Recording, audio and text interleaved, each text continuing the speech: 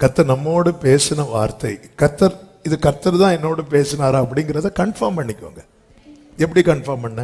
அந்த வேர்டு ரிப்பீட்டடா நம்மை நோக்கி வரும்.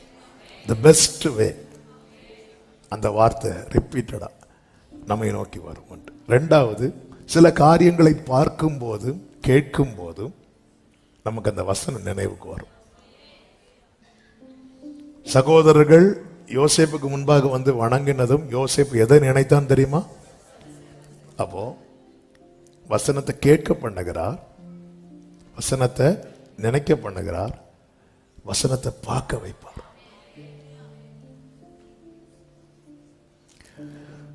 அடுத்து ஒரு செய்தி ஃபுல்லா கேட்டுட்டு இருப்போம், நமக்கு ஒரு ஃபீல் இருக்காது. திடீர்னு அந்த ரிலேட்டடா ஒரு வேர்டு வரும்போது நம்முடைய இருதயம் அப்படி கொளுத்து விட்டாரியும். இதெல்லாம் தான் பைபிள் நமக்கு காண்பிக்கிற கன்ஃபர்மேஷன். ஓகே, கர்த்தர் என் கூட பேசுறார், கர்த்தர் பேசுறார், நிச்சயம் வந்துட்டா. உங்களுக்கு இப்போ லாஸ்ட் பிரீத் மட்டும் தான் எடுக்கிற நிலைமையில இருக்கிறீங்க. இல்ல, நீங்க நல்லா இருப்பீங்க. ஒரு எக்ஸாம்பிள், வசனத்தை தந்து கடைசியில் நமக்கு அந்த லாஸ்ட் பிரீத் அதிலே நம்புங்க. அதுதான் சொல்ல வந்தேன்.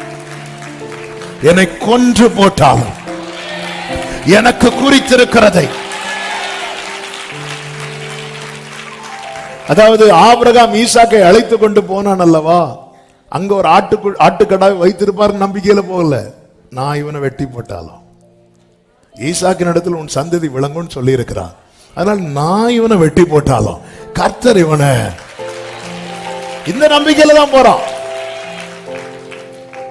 நான் நம்பினபடி எனக்கு நடக்குமான்னு கேட்டா தெரியாது. ஆனா நான் என்ன நம்பிக்கை வச்சிருக்கிறோம் அதுக்கு மேலதான் நடக்குமே தவிர அதுக்கு கீழே நடக்காது.